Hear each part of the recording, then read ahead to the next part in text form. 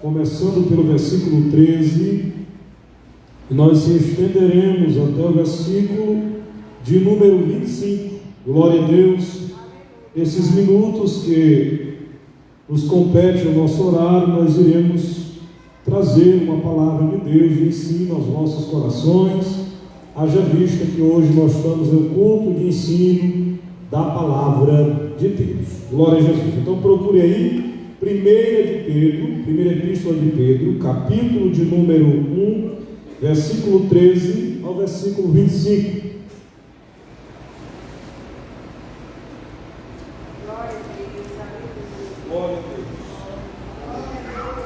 Glória a Jesus. Então procure aí e vamos ler o texto, nos acompanhe aí nessa leitura. E com a Bíblia aberta, eu vou precisar que os irmãos acompanhem, pois eu irei fazer uma pregação expositiva do texto lido em nome de Jesus. Quantos podem dizer amém? Amém. Versículo 13 diz assim diante: por isso, preparando o seu entendimento, sejam sóbrios e esperem inteiramente na graça que lhe está sendo trazida, na revelação de Jesus Cristo. Como filhos obedientes, não vivam conforme as paixões que vocês tinham anteriormente, quando ainda estavam na ignorância. Pelo contrário, assim como é santo aquele que os chamou, sejam santos vocês também, em tudo que fizerem. Porque está escrito: seja santo, porque eu sou santo. E se vocês invocam como Pai aquele que, sem parcialidade, julga segundo as obras de cada um, vivam em temor durante o tempo da peregrinação de vocês, sabendo que não foi mediante a coisas perecíveis, como prata ou ouro, que foram resgatados da dívida inútil que seus pais lhe legaram, mas pelo precioso sangue de Jesus Cristo, como de um cordeiro sem defeito e sem mácula, como foi conhecido antes da fundação do mundo, mas foi manifestado nesses últimos tempos em favor de vocês. Por meio dele, vocês creem em Deus, o qual ressuscitou dentre os mortos e lhe deu glória, para que a fé, a esperança de vocês estejam em Deus, tendo purificado a alma pela obediência à verdade e com vistas ao amor fraternal não fingido, amem intensamente uns aos outros de coração puro, porque vocês foram regenerados, não de semente corruptível, mas de semente incorruptível, mediante a palavra de Deus, a qual vive e é permanente. Versículo 24: porque toda a humanidade é como a erva do campo, e toda a sua glória é como a flor da erva. A erva seca e a flor cai, mas a palavra do Senhor permanece para sempre. Esta palavra é o Evangelho que foi anunciado a vocês. Quem pode dizer amém? Glória a Deus. Glória a Jesus. Queridos, feito esta leitura, até que extensa, mas necessária, eu quero chamar a atenção de todos os irmãos presentes, para que nós possamos observar os versículos em que nós lemos aqui neste culto de ensino.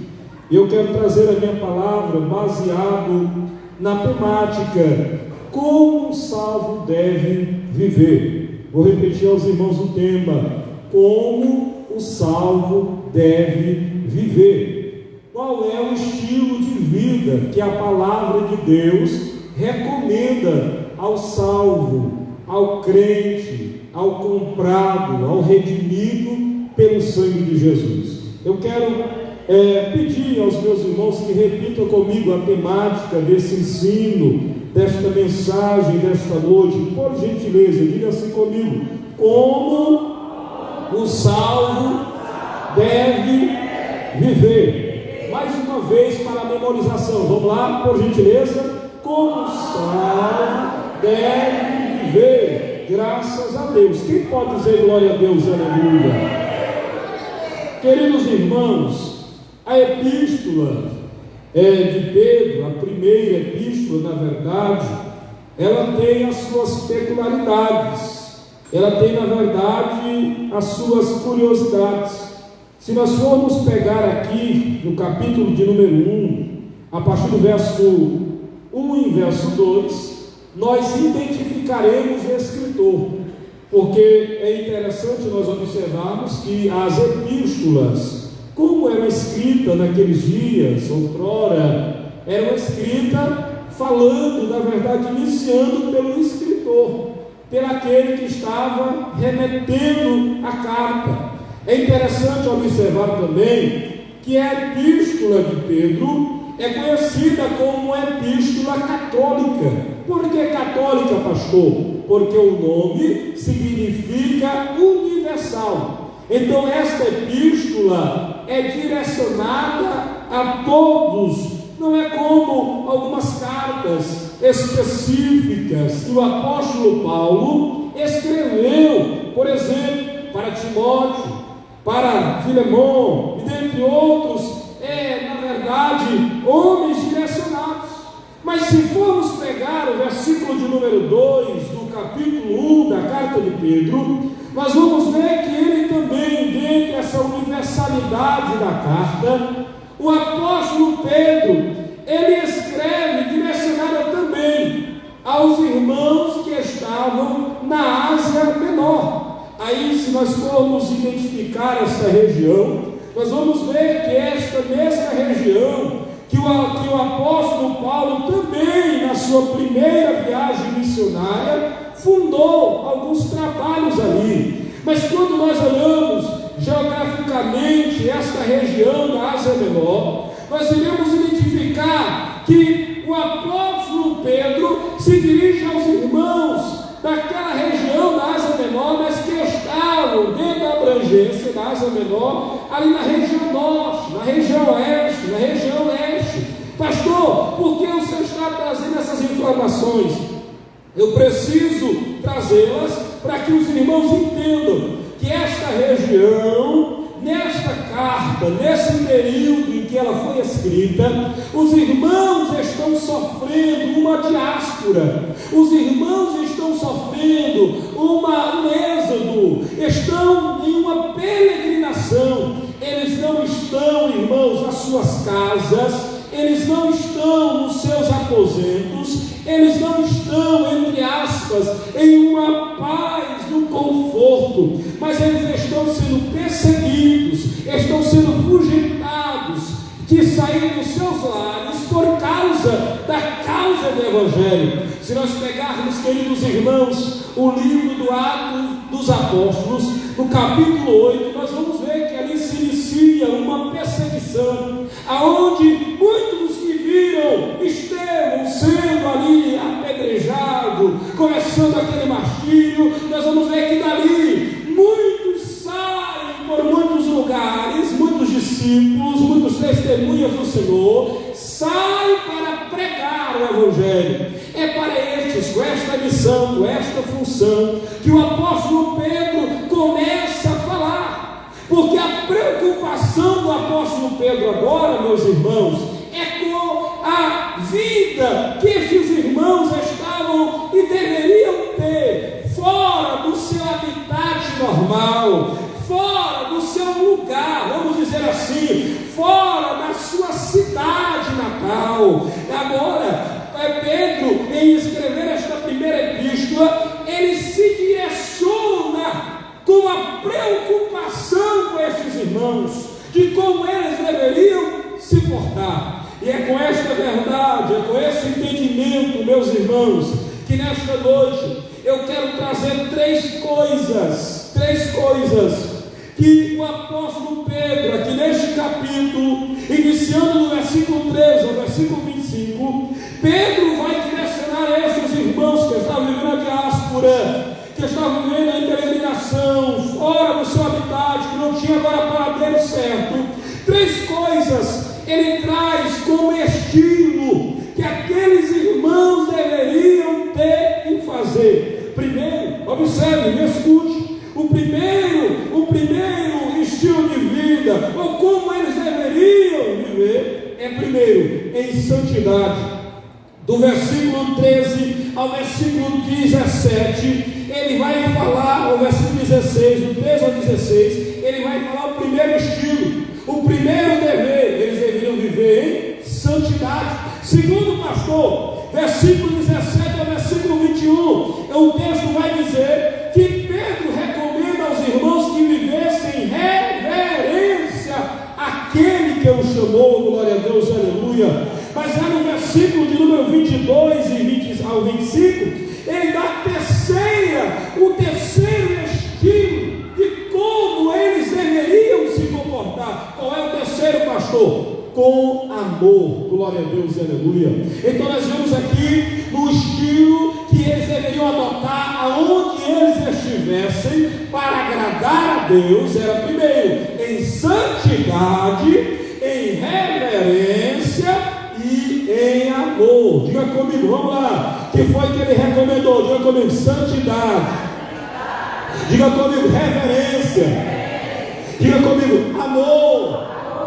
Estas três coisas, nestes versículos em que Pedro alenca nesta epístola para estes irmãos e também contempla a nós como salvo em Cristo, são importantíssimas. E a primeira delas aqui, irmãos, é a santidade. A santidade, irmãos, ele recomenda. Olha só, no versículo de número 13, ele fala, começa iniciando, na verdade ele inicia o versículo 13 dizendo assim: por isso, vírgula, aqui existe uma palavra de ligação. Ela está falando, ou seja, por isso o que, pastor? Por isso vocês que são salvos, por isso vocês que foram comprados com o sangue de Jesus, por isso vocês que foram redimidos pelo sangue carmesim, por isso vocês que foram lavados, redimidos, aleluia, que tem o nome no livro da vida do Cordeiro. Por isso é que vocês devem viver em santidade, glória a Deus.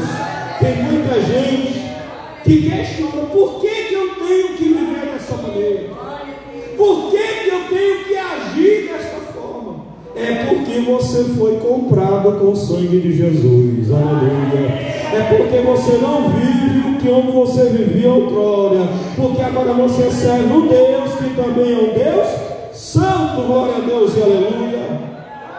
Mas veja comigo, irmãos, para o seu entendimento, a primeira coisa é a santidade. A santidade como estilo de vida. Ele fala, versículo 3, por isso a santidade, como o crente pode se santificar? Aí Pedro vai dizer que aqueles irmãos, versículo 13, eles deveriam se santificar primeiro, preparando o seu entendimento. Ele vai dizer em outras traduções, cingindo o vosso entendimento. Aí eu estava estudando alguns historiadores, alguns comentaristas acerca de uma das traduções das versões da Bíblia que é cingido. Como cingir a mente? Aí ele diz que os eruditos, quando foram pegar a definição dessa palavra, eles usaram o costume que os judeus faziam. Geralmente, irmãos, olha só, eles pegavam, os judeus, eles usavam aquelas vestes grandes, vestidos, por cima da veste que está no exterior, por baixo tinha uma veste interior. E para que eles viessem correr, eles precisavam cingir as vestes. E como é que eles cingiam? Eles pegavam, olha para mim, eles pegavam a parte de dentro da veste, levantavam e colocavam dentro do cinto, por dentro do cinto. Aí eles podiam correr e eles não iam tropeçar. Aí quando os homens vão pegar a definição, eles usam esse mesmo exemplo, cingir o entendimento. Ele está dizendo aqui para os irmãos: vocês querem viver em santidade, ter um estilo de vida como santidade, vocês precisam preparar isso aqui, mente. Por quê? Diz por aí, irmãos, tem um ditado popular, que cabeça vazia, mente vazia, oficina de quê? Do diabo.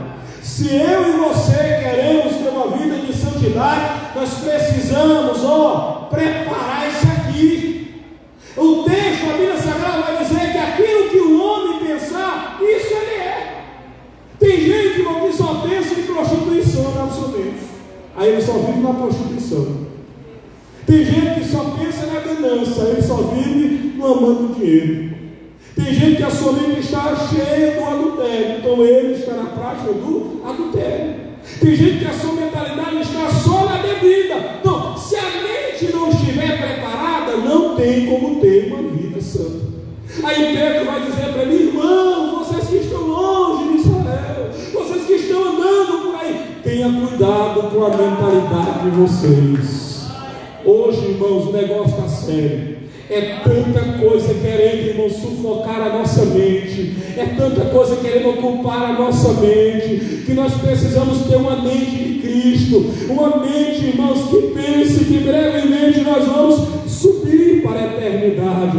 Uma mente de crente, lavada e comprada com o sangue de Jesus. Quem pode dizer glória a Deus, Senhor? Aí ele fala, se o estilo de vida é a santidade, primeiro, prepare o entendimento de vocês. Não tem como uma pessoa ser santa ou viver em santidade se não tiver uma mente santa. Aí o coração, diz que revela, a boca fala que o coração está cheio. Mas a gente sabe que a mente está cheia. A mentalidade de alguém, os seus agir, na verdade o seu comportamento, perdão pela palavra, o comportamento é regido pela mentalidade. Se ele tem uma mentalidade de Cristo, ele vai agir em conformidade com a vontade de Cristo. É por isso que Paulo vai escrever a carta aos Romanos, se eu não me engano, capítulo 12, e vai dizer para que eles renovassem a mente deles, pelo entendimento. E vocês estão aqui na igreja, pela misericórdia de Deus, eu estou aqui pregando, pela misericórdia de Deus. Aí vocês estão recebendo a recomendação. Talvez você entrou dessa porta para cá, entrou com a mentalidade toda errada, mas você está recebendo o entendimento, aí você vai renovar a mente de vocês, aleluia, e vai sair daqui com a mente de Cristo, para fazer o que a palavra de Deus ordena, e com isso nós vamos ter uma mente de Cristo, e uma vida de santidade, para a glória de Deus Pai. Quem pode dizer glória a Deus, aleluia? A segunda coisa, irmãos, para que aqueles irmãos vivessem em santidade, primeiro era a mente. Segundo, pastor, eles precisariam, versículo 13, sejam sóbrios. Ele vai pegar, irmãos, é a palavra aqui, sobriedade, ser sóbrio, porque está ligado a um costume também judaico que se usava na questão do copo, que colocava o vinho. E eles, seja sóbrio, para não pegar, para não se embriagar. Ou seja, está vendo aqui a medida, Aí você não pode botar, porque o vinho, a Bíblia até diz, é um costume, que muita gente se embriagava com vinho e causava danos. Aí ele fala, tenha cuidado, para que vocês não sejam dominados, sejam sóbrios, não excedam a medida da sobriedade. Jamais, queridos irmãos, nós teremos como ter uma vida de santidade se nós não vivermos a medida de Deus na nossa vida. Tem gente, irmãos, que se exalta, tem gente que envereda por caminhos que não é da palavra.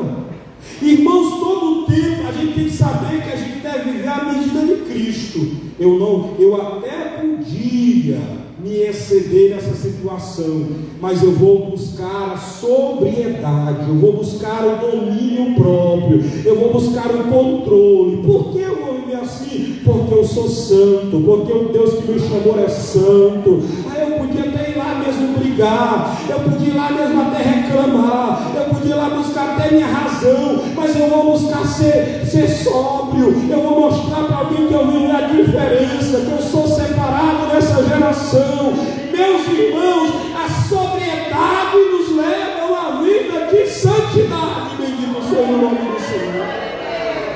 Aí Paulo mesmo, na verdade, perdão, vai dizer: irmãos, cinjam o entendimento, cinjam também as nossas atitudes com sobriedade, com domínio próprio. Louvado seja o nome do Senhor.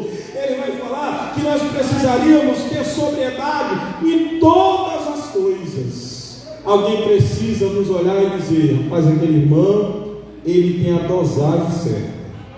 Ele tem a dosagem certa. Olha, ele não se excedeu, ele teve cuidado, equilíbrio. O negócio hoje, irmãos, é que nós precisamos zelar por a questão da sobriedade. Bendito seja o nome do Senhor. Pastor, e a santidade como estilo de vida? Primeiro na mente, segundo domínio próprio, e terceiro, pastor, olha só o versículo 13, ele acrescenta: espere inteiramente na graça que lhes está sendo trazida na revelação de Jesus Cristo. Olha só a recomendação do apóstolo para esta igreja, para estes irmãos: esperar na graça. Irmãos, esse negócio é muito importante. Por que é importante, pastor? O crente que quer ter um estilo de vida, de santidade, ele tem que esperar na graça. Como é que é esperar na graça? Eu não vou fazer isso, porque se eu fazer, eu vou perder o céu. Mas eu vou deixar de fazer isso, porque eu tenho uma recompensa. Qual é a recompensa, pastor? A coroa da vida que está nos aguardando. Glória a Deus, aleluia. Lembra de um atleta que corre na direção do alvo da chegada? Por que ele corre, pastor? Esperando chegar em primeiro lugar para ganhar o prêmio. Quando nós estamos sendo submetidos ao pecado, a gente deve lembrar: não vou fazer isto, eu vou esperar pela graça que me foi manifestada. Não, Jesus me salvou. Não, Jesus me libertou. Se eu deixar de fazer isto, eu vou receber uma recompensa. Deixa eu te dizer uma coisa, irmão: se você quer viver em santidade, lembra do céu. O céu só vai subir lá quem é santo, quem é limpo de coração, quem vive em santidade. Quantos estão nesta batalha? Quantos estão nesta caminhada? Quantos estão preparando a vida, esperando nessa graça que nos foi manifestada? Levante as mãos para o céu aí. Levante, adore, adore, adore, adore, adore. Adore ao Senhor. O mundo que não tem esperança, irmãos, o mundo que não tem esperança, eles não esperam nada. Porque eles não têm nenhuma esperança. Mas nós temos que agir como crente que tem esperança. Quando eu espero a graça, o que foi a graça? A manifestação da misericórdia na minha vida. Quando eu espero para eu sei que eu tenho recompensa. Eu sei que eu serei recompensado. Irmãos, e quando o crente ele olha para a graça, para viver na santidade, ele deve fazer o que o apóstolo Paulo disse na carta aos Colossenses, capítulo 3: olhar para cima. Eu não vou ficar olhando para isso, eu não vou dar nem valor a isso aí, eu vou ter o cuidado, porque eu espero que Cristo vai vir de lá para vir me buscar. Então eu vou ficar olhando para lá. Sabe qual é o problema, irmão, de não esperar na graça? O que está nos impedindo de esperar na graça se chama um negócio violento chamado secularização. O negócio é que as pessoas estão apegadas com este século, com o sistema deste século, que induz o homem a temer, que induz o homem a ser soberbo, que induz o homem a viver distante de Deus. E por isso acaba que a gente não sai de um culto como esse sem pensar que Jesus vem amanhã. A gente não vai fazer isso porque amanhã eu preciso disso, porque amanhã eu preciso daquilo, eu vou fazer isso porque depois como é que eu vou viver? Irmãos, Deus não perdeu o controle da situação. A promessa é fiel, quem prometeu também é fiel. E se nós esperarmos só desta vida, nós somos miseráveis, mas nós temos que esperar, que está esperando, que está na verdade aguardando uma glória que o nosso coração ainda não subiu, que os nossos olhos não viram, que os nossos ouvidos não ouviram. Irmãos, está aguardando algo especial para aqueles que esperam que Deus fez a sua vida.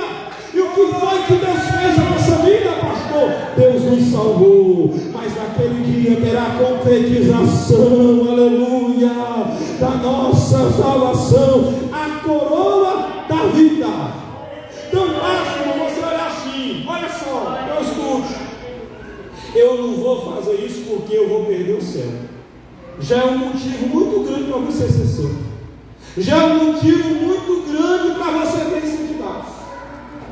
Mas hoje a gente espera ser rico, a gente espera ter carro, a gente espera ter casa, a gente espera, que não é errado, tá? Mas se a gente esperar só isso, de nada vale. Nós não somos daqui, nós só estamos de passagem. Aleluia. Quem espera esse dia de encontrar com Jesus, diga glória a Deus, aleluia. Oh glória, glória a Jesus. Vamos adiantar aqui, pastor. E qual é o perigo a essa santidade que o apóstolo Pedro recomendou? Veja comigo aí, veja aí para vocês dizer aqui nas suas minhas palavras, versículo 14: como filhos obedientes, não vivam conforme as paixões que vocês tinham anteriormente, quando ainda estavam na ignorância. Olha só qual é o perigo. O perigo aqui, nós precisamos saber que nós somos agora filhos de Deus, filhos da obediência. Mas a Bíblia considera que outrora vivia na condenação do pecado, como alguém, ou na verdade chamava, dava-lhe um nome, como filho da desobediência. Agora sabe qual é o perigo aí? É da gente voltar para aquele mesmo estado de outrora. O perigo a essa santidade, irmãos, é que a gente, olha só o que o versículo 14 diz, que nós não podemos viver no conforme, outras traduções no amolde deste mundo. Jamais nós deveremos nos amoldar aos padrões, às paixões de outrora. O retorno à velha vida. Sabe qual é o perigo? O perigo é essa santidade, essa vida de santidade, esse estilo de santidade, é nós voltarmos ou queremos voltar às velhas práticas. E quando aqui o escritor vem pegar a palavra aqui, amoldar, essa palavra, irmãos, ela tem a sua raiz na palavra molde, que é a mesma palavra, a mesma definição da palavra forma. E a palavra forma tem dois significados no seu original: esquema e morfé. Esse esquema é o que está em constante mudança, e o outro é o que não muda. O negócio que quando ele vai escrever aqui, dizendo o perigo a essa santidade, ele fala o seguinte: nós temos que ter cuidado para nós não vivermos esse esquema de nos amoldar, de nos, na verdade, querermos viver o que nós vivíamos outrora. Antes eu bebia, aí chegou alguém me oferecendo uma coisinha aqui, eu vou beber, ninguém está vendo, não vou fazer essa coisa aqui, ninguém está observando, e aí vai voltando novamente aquelas velhas práticas. E o perigo, irmãos, é ficar aí amoldado no conforme, no jeito, do jeitinho que o diabo quer, do jeitinho que desagrada a Deus. E alguém dizer: não se importa, eu não estou nem aí para pastor não governa a minha vida, na verdade não governa mesmo, mas você não atentar para as recomendações, você não atentar para a palavra de Deus, você corre o risco de perder uma vida de santidade, meu ter cuidado, porque o secularismo está dentro das nossas igrejas. Infelizmente hoje, irmãos, infelizmente, a igreja de hoje, eu não me restringo só aqui, mas eu falo uma abrangência maior, está querendo imitar o mundo. E é preciso que nós tenhamos um cuidado, porque se a gente não tiver esse cuidado, nós podemos cair nessa mazela de voltar a ver a vida. Quando vê, a gente está fazendo as mesmas coisas, vivendo da mesma maneira e achando que está agradando a Deus. Mas deixa eu te trazer um alerta: quem nos chamou é santo, quem nos chamou é santo, e quer que também nós tenhamos uma vida santa, digna na sua presença. Quem pode glorificar a Deus nesta noite? Mas ao perigo desta santidade, irmão, nós temos um imperativo desta palavra. Olha só, nós temos aqui, não é uma súplica, nós temos aqui uma ordem, um imperativo desta santidade. Olha só, versículo de número 16: porque está escrito: sejam santos, porque eu sou santo. Veja só que Deus nos chamou para um relacionamento, e nesse relacionamento que Ele nos chamou, Ele não aceita que nós vivamos nas trevas. Ele não aceita que nós vivamos no pecado, dominados como outrora nós vivíamos, e alguém dizer ainda que tem Deus e que está bem com Deus. Quando Ele nos chamou, está escrito: sejam santos, porque eu sou santo. Ele chama o homem lá do pecado, tira o homem lá do mundo de horror, do charco de lodo, e agora diz: você precisa ser santo. E aonde é essa santidade, pastor? Em toda a vossa maneira de viver. Glória a Deus, aleluia. É tão interessante, irmão, que nós precisamos entender que a santidade, ela não pode ser departalizada. Como assim, pastor? Nessa área aqui eu sou crente, eu sou dizimista, eu leio a minha Bíblia, eu oro a Deus. Agora me subir aqui, agora isso aqui eu não subo, não vem para cima de mim não, que não dá certo não. Essa santidade aí por departamento, ela não é a santidade que Deus chamou como estilo de vida.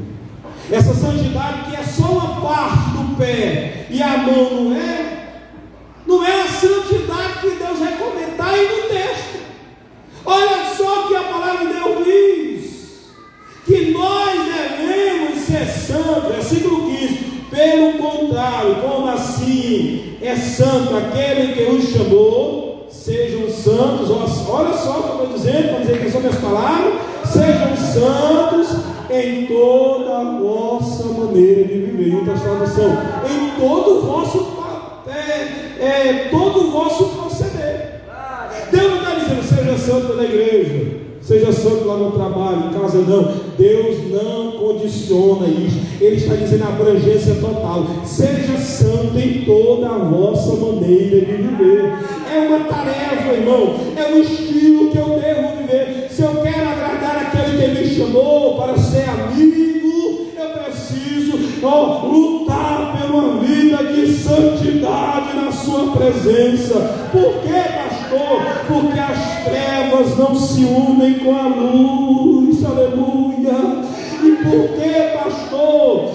Ainda mais, porque está escrito. Não é porque o pastor aqui diz: o pastor quem quer dizer assim? É porque está escrito. O que é que está escrito? Versículo 16: porque está escrito: sejam santos, porque eu sou santo. Quando Pedro está escrevendo para a igreja que está vivendo a diáspora, esse êxodo, ele está dizendo: irmãos, vocês têm que lembrar que o que eu estou recomendando para vocês está na Bíblia. Qual era a Bíblia ali nos dias de Pedro? O Velho Testamento. E onde é que está Deus falando? Levítico capítulo 11. Deus está dizendo que o povo tinha que ser santo em toda a nossa maneira de viver. Tinha que ser santo porque quem chamou eles, que de lá do Egito, era um Deus santo, santo, santo, santo. O Deus da igreja de Paraibana é um Deus santo, Ele não mudou.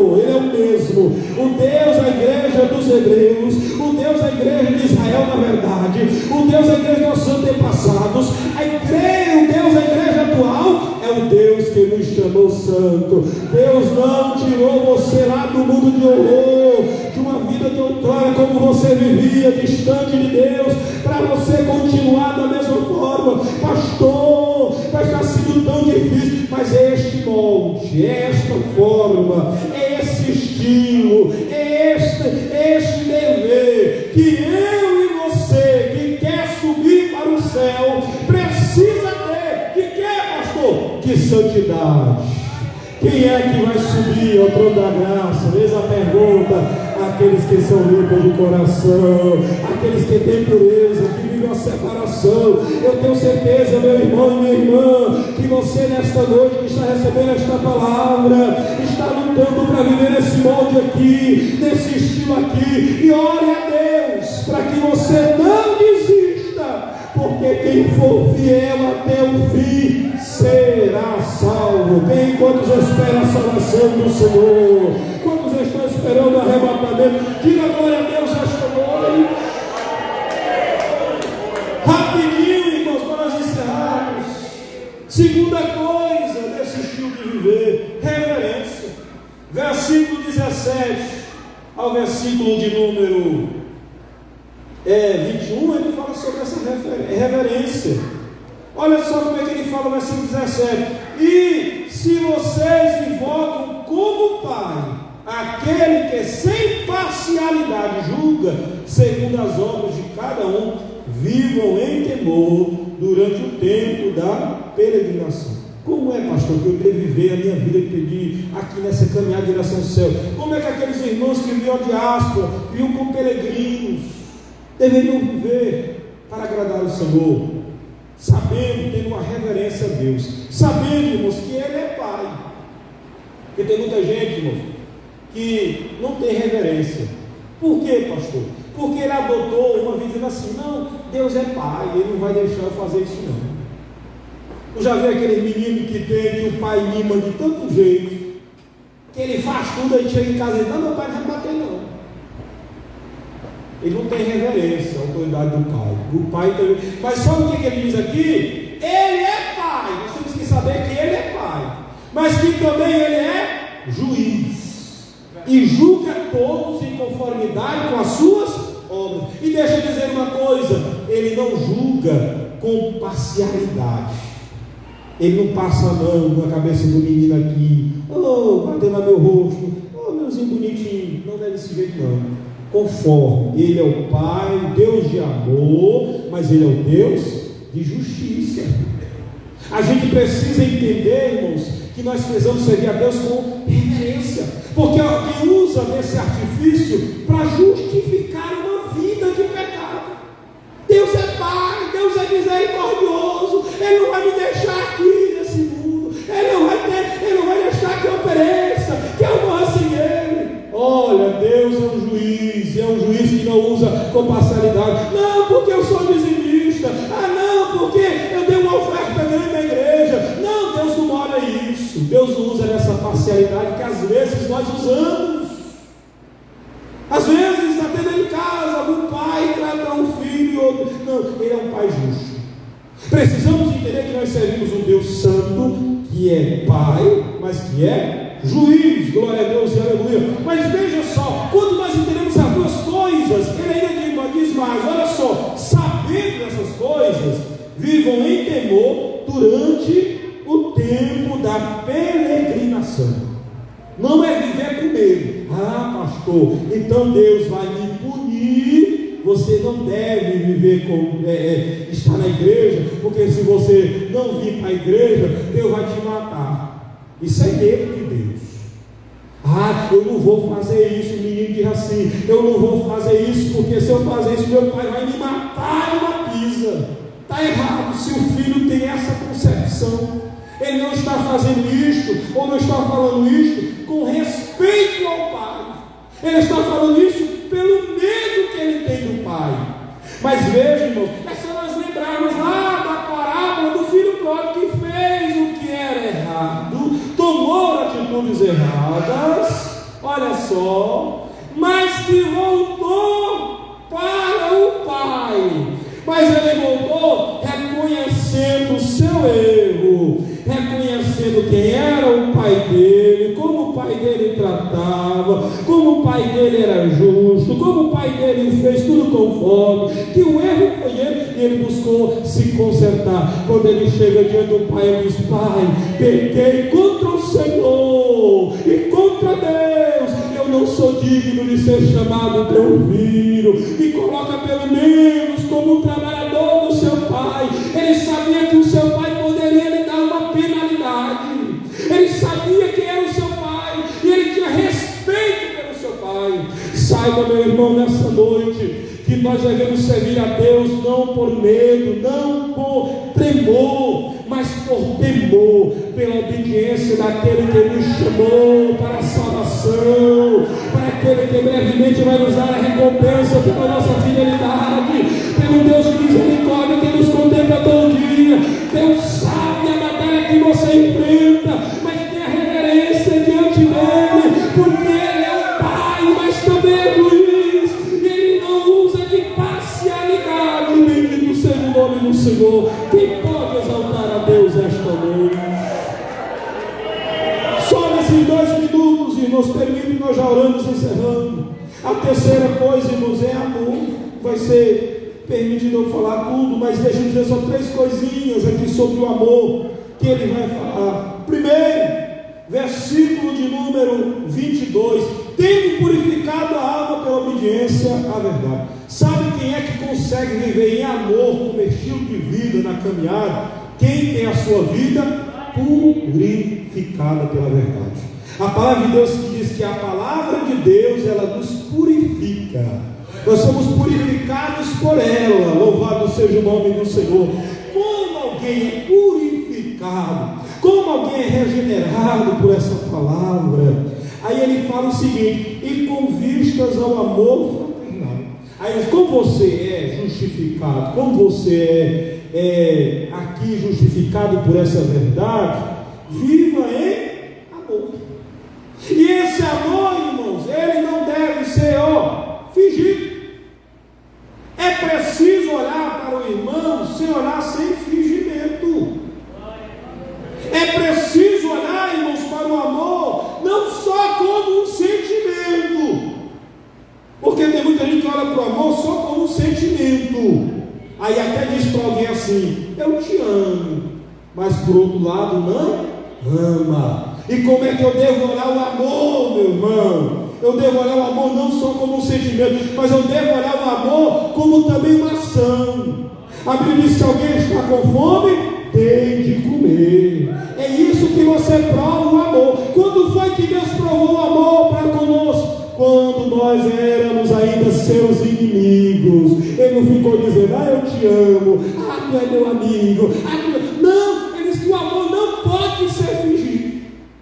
Quem quer ir para o céu nessa caminhada? Tem gente, irmão, que é até difícil, mas o Senhor diz que nós devemos amar até os nossos inimigos. É uma tarefa de quem quer ir para o céu, é uma tarefa de quem, irmãos, pastor, isso não é fácil, mas é necessário, glória a Deus, e é possível, tomando toda a armadura de Deus, capítulo 6 da carta aos Efésios, para nós possamos resistirmos e termos vitória. Só para encerrar, olha só: ame intensamente, com o coração puro, porque vocês foram regenerados, não da semente corruptível, mas da semente incorruptível. Olha só, mediante a palavra de Deus que vive e que é permanente. Por que, pastor, eu devo amar? Versículo número 24: porque o homem é como a erva do campo, ela seca e a flor cai. Se você não amar o seu irmão, viver uma intriga, é perigoso o camarada morrer e você ficar sem amar o teu irmão, viver no remorso. Por que no remorso? Por que eu não pedi perdão para ele? Meu Deus, ele passou para a eternidade. Tenha cuidado, porque a palavra já adverte, porque a humanidade é como a erva do campo. A erva seca, qualquer hora alguém pode morrer, mas nós devemos olhar, vivemos em amor, porque a vida é passageira. E para encerrar, pastor, versículo 25: mas mas a palavra do Senhor permanece para sempre. Por que eu devo viver em amor? Porque a palavra de Deus é verdadeira, a palavra de Deus não é atrasada. Pastor, isso aqui é só para alguém lá do passado. Não, a palavra de Deus ela é fiel. João diz que tudo passa, mas a palavra de Deus permanece para sempre. E essa palavra está dizendo: vive em amor, cultive o amor, e a bênção de Deus vai estar sobre a nossa vida. Quem recebe esta palavra, levante a mão, fique de pé, dê glória a Deus esta noite. Glória a Deus e aleluia. Que nós possamos zelar pela verdade. É uma batalha, irmão, constante, mas Deus nos dará vitória no seu amor, em nome de Jesus. Quantos querem oração nessa noite? Fique com a sua mão levantada. Eu convidaria aqui, quero convidar o irmão Eliezer Leão para fazer esta oração, e nós estaremos impetrando aqui as bênçãos apostólicas em nome de Jesus. Saúde dos irmãos com a paz do Senhor. Oremos.